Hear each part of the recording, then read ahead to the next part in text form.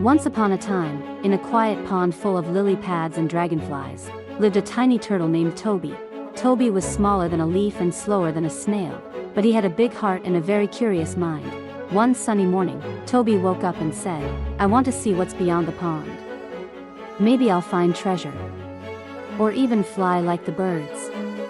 So, Toby packed a snack, a crunchy leaf and a strawberry, waved goodbye to the fish, and began his adventure. Toby waddled through tall grass like a green jungle.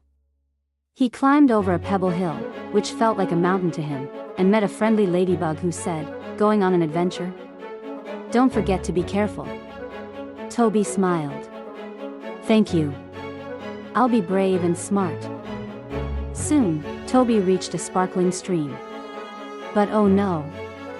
The water was moving too fast for him to cross. He sat down and thought, "I can't swim that fast, but maybe I can float."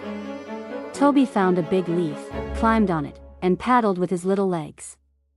The leaf boat swirled and spun, but Toby didn't give up. He held on tight and giggled, This is better than flying." On the other side of the stream, Toby saw something shiny. Was it treasure?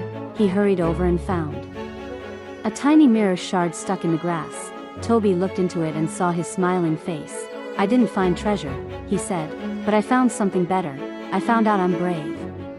Toby tucked the mirror piece into his shell and started his journey home. Proud of his little big adventure, back at the pond, all the animals cheered. "You did it, Toby." He grinned and said, "You don't have to be big to do big things." Moral of the story: even the smallest ones can be brave, clever, and do great things, one tiny step at a time.